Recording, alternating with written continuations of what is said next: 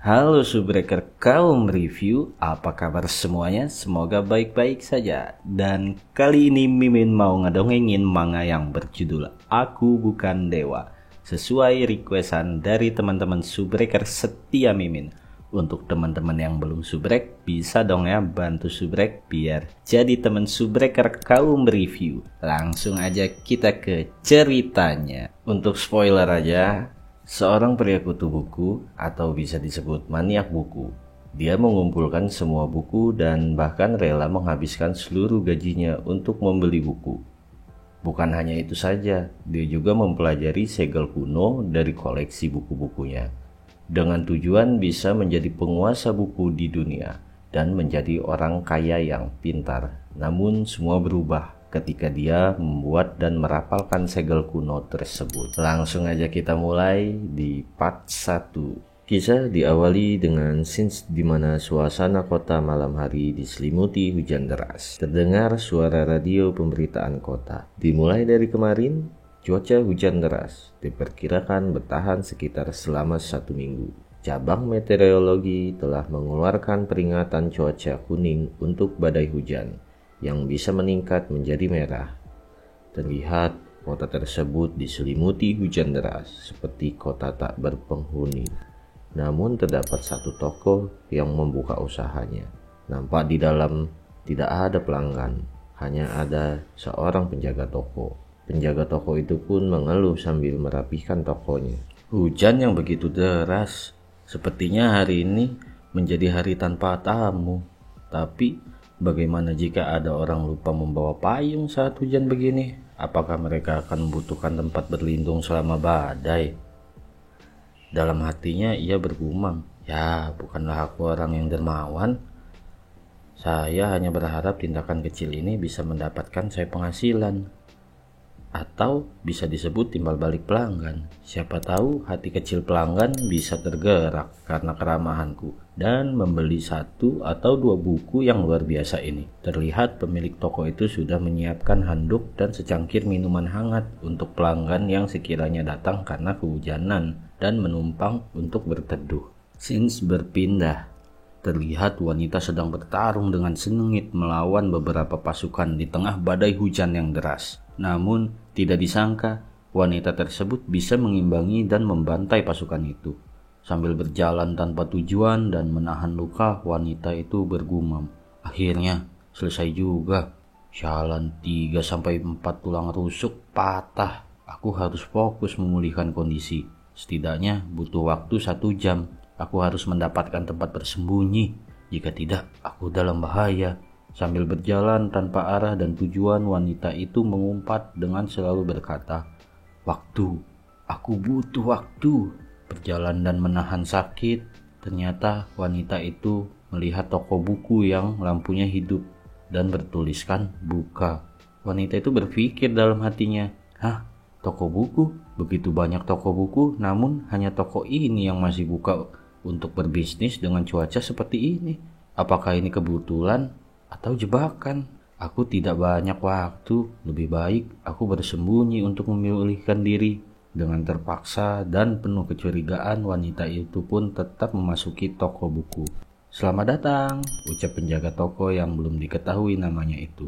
Pria penjaga toko itu berpikir bahwa tidak sia-sia telah banyak menghabiskan waktu menunggu, dikarenakan ada tamu cantik yang sedang kehujanan. Karena dilihat dari aspek manapun, dia tetap cantik. "Aku telah meletakkan handuk panas di sana. Anda bisa membersihkan hujan atau perlu pemanas sentral?" tanya penjaga toko itu. Wanita itu masih terdiam dan belum menjawab, dikarenakan ia curiga mengapa toko buku menyediakan hal yang tidak wajar dan ini bukan kebetulan. "Terima kasih handuknya, dan tolong jangan repot-repot untuk pemanas sentralnya," ucap wanita itu yang sambil membersihkan wajahnya dengan handuk. Sambil membersihkan tubuhnya, wanita itu bertanya pada dirinya, dari organisasi atau faksi mana orang ini? Arcana Tower atau The Truth Society? Atau anggota Walpurgis? Bagaimanapun orang ini bukan penjaga toko biasa. Terlihat aura hitam terpancar dari tubuh penjaga toko itu. Selama membersihkan badannya, wanita itu bertanya, "Apakah kamu baru saja mengatakan kamu sedang menungguku?" "Benar, takdir memang bekerja dengan misterius. Sepertinya kamu telah menemukan masalah yang menjengkelkan." "Iya, aku benar-benar telah mengalami kesulitan yang menjengkelkan," ucap wanita itu. Dalam hati wanita itu berkata, "Aku tidak dapat membedakan teman atau musuh. Yang terbaik adalah mengikuti kata-katanya dan mencoba menyelidiki identitas serta tujuan dia." Sambil menuangkan minuman hangat, penjaga toko berkata, "Kesulitan ya? Jika aku tidak salah, mungkin semacam masalah hubungan pribadi. Lebih baik duduk dulu untuk membicarakannya sambil minum teh hangat." Sambil duduk dan meminum teh, wanita itu berkata, "Saya telah mengalami pengkhianatan." "Oh, jika kamu telah mengalami pengkhianatan, jadikan sebuah pelajaran. Dan kedepannya kamu harus lebih berhati-hati dalam menilai," jawab penjaga toko itu.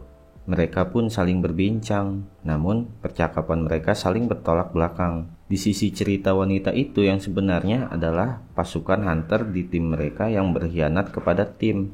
Namun, penjaga toko itu berpikir bahwa wanita itu telah dikhianati oleh kekasihnya dan dia merasa putus asa.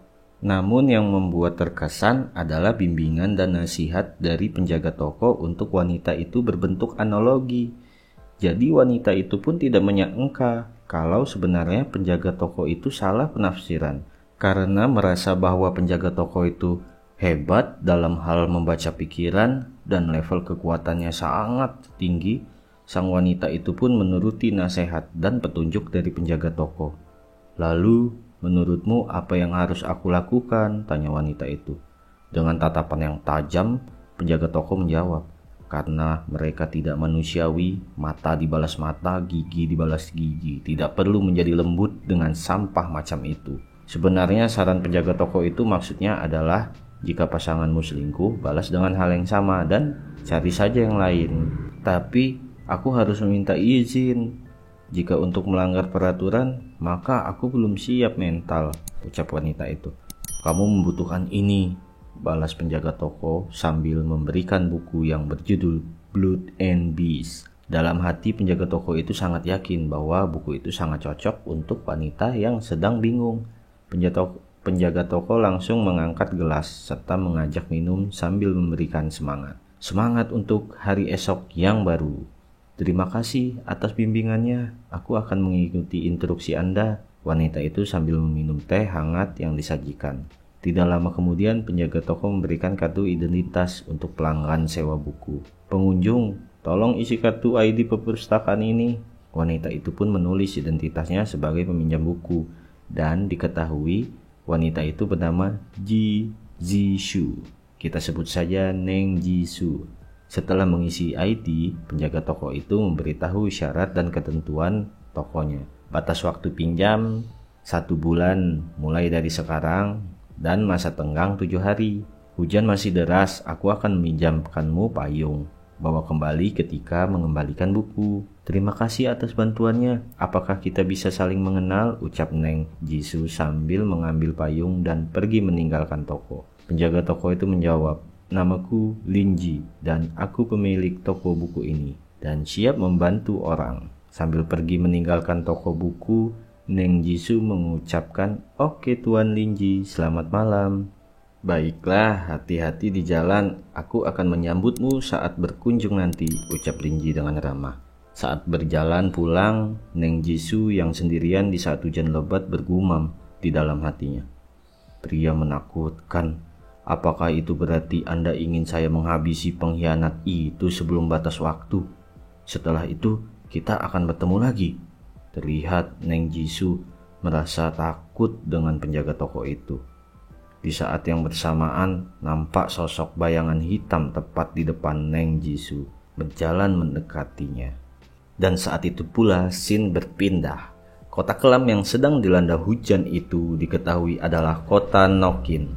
Linji yang terlihat sedang membereskan buku dan tidak disengaja dia memegang buku yang ia tulis sendiri. Sontak dia merasa kembali teringat kenangan. Ternyata Linji adalah manusia yang bukan berasal dari dunia yang sedang ia tempati, namun dia berasal dari dimensi dunia bumi normal.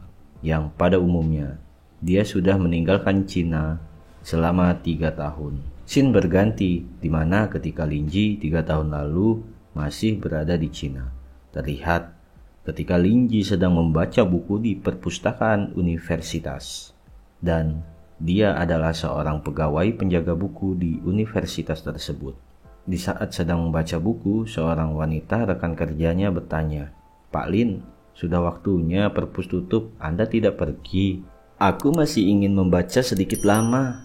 "Kau pergi saja duluan, biar aku yang menutupnya," jawab Pak Lin. Setelah mendengar jawaban Lin Ji, wanita itu pun langsung pulang. Nampak semua orang sudah pergi dan universitas itu pun ditutup oleh Lin Ji. Bukannya pulang, ternyata Lin Ji mempersiapkan ritual di perpustakaan itu.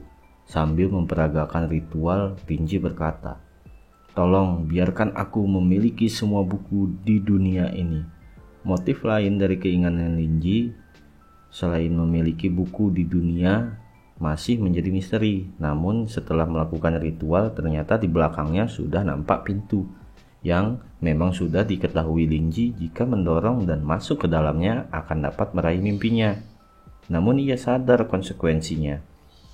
Dia tidak bisa kembali ke bumi, tetapi walaupun sudah tahu, ia tetap memasuki dunia beda dimensi itu. Setelah itu, scene kembali ke awal di mana Lin Ji ada di kota Nokin, dunia yang berbeda dari bumi. Oke, sampai di sini dulu episode pertamanya. Kita bakalan lanjut keduanya. Tunggu saja teman-teman. Jangan lupa subscribe, like, and share.